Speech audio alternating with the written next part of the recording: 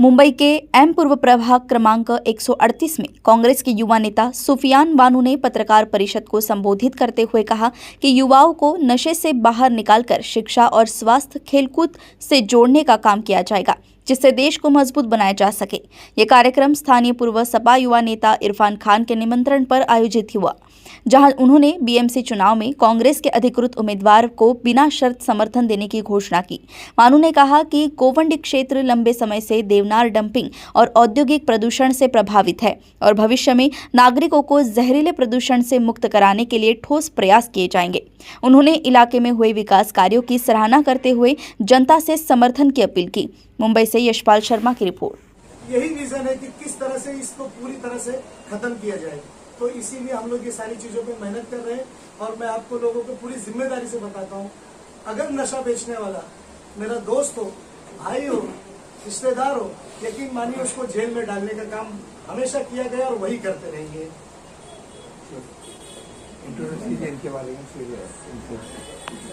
Sir क्या कहना चाहेंगे आप? सबसे पहले तो मैं अपना थोड़ा सा परिचय करा दूं। मेरा तारुफ ये है कि मेरा नाम सुफियान बानू है।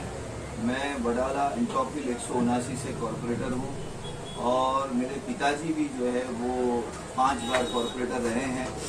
छोटा सा हमारा और कॉरपोरेशन का नाता क्या रहा है वो एक छोटे शब्दों में बता दूं कि मेरी पैदाइश है 1983 की और हम लोग कॉरपोरेशन में चुनकर आए 1978 में, 1978 में।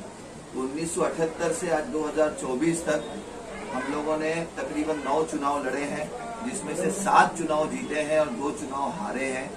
तो जीतने का रेशो बहुत अच्छा रहा है।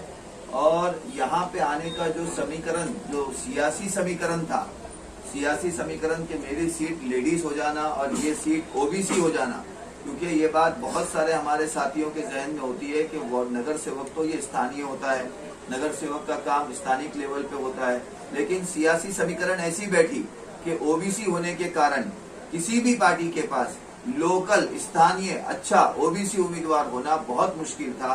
पार्टी ने मुझसे कहा कि एक जमीन, अच्छी जमीन है जो थोड़ी सी कम मेहनत की वजह से कहीं ना कहीं बंजर होने जा रही है, लेकिन उस जमीन के अंदर पोटेंशियल बहुत है।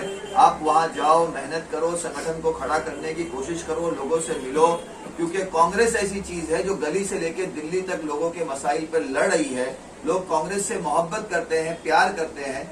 सिर्फ एक थोड़ा सा नेतृत्व मिल जाए, लीडरशिप मिल जाए, एक राह दिखाने वाला मिल जाए, तो आज भी लोग कांग्रेस के साथ जुड़ने के लिए तैयार है। तो हम लोग इस गोवंडी की जमीन पर आए, हमने गली गली की खाक छानी, मेहनत करी, कार्यकर्ताओं को दोबारा खड़ा करने की कोशिश की।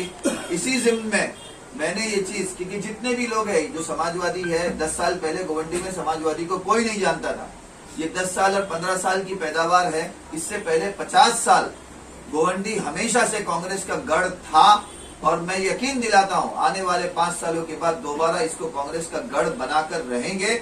इसका इंशाल्लाह आपको यहाँ पर यकीन दिलाता हूं। हम कहते हैं ना कि अकेला ही चला था जानिबे मंजिल, लोग जुड़ते गए और कारवां बनता गया। एक बेड़ा उठाया था, अकेले आया था, अकेले उतरा था, एक बंदे से मिला, दूसरे से मिला, तीसरे से मिला।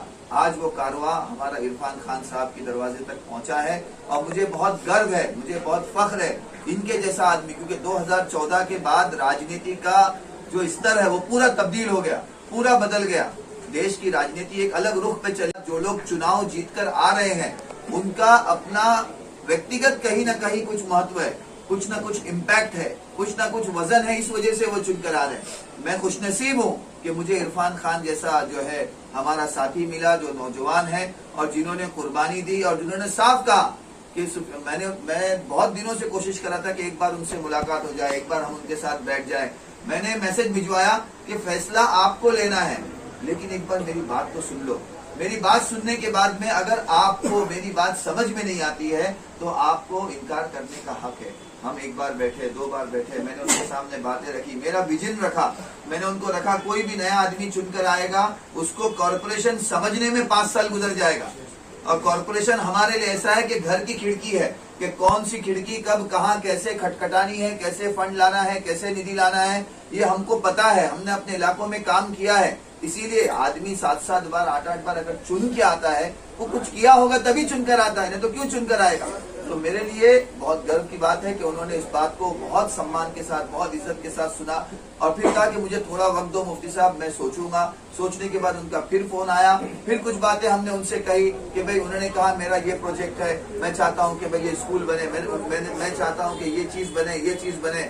मैंने उनसे कहा कि आपका विजन मेरा विजन एक होगा और मेरा एक्सपीरियंस उसके साथ जुड़ेगा और आने वाले दिनों में गोविंदी का भविष्य हम बदलेंगे। इस संकल्प के साथ उन्होंने हाथ मिलाया, बगैर किसी मफाद के, बगैर किसी लालच के, बगैर किसी उम्मीद के।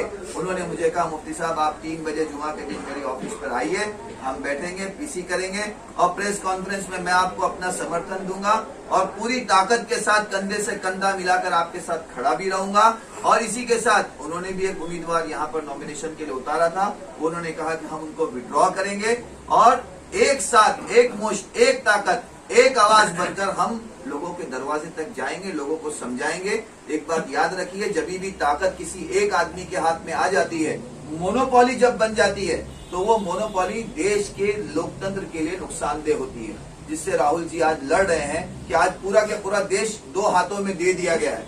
तो उसी तरीके से कि पूरा के पूरा गोवंडी एक कोई अपने आप को ऐसा समझने लगा है कि वो तानाशाह है, वो जो चाहेगा वो होगा, वो जो चाहेगा वो करेगा। उसे नहीं पता कि जब घंटी बजती है रात में 12 बजे, तो जो जमीन के स्तर का कार्यकर्ता होता है ना, वो उठ के भागता है, उसको हॉस्पिटल जाना पड़ता है, उसको पुलिस स्टेशन जाना पड़ता है। ये तो सिर्फ बातें हैं, गाड़ियों पे बैठते हैं, हाथ हिलाते हैं, स्टेज पे खड़े रह के लच्छेदार भाषण करके चले जाते हैं।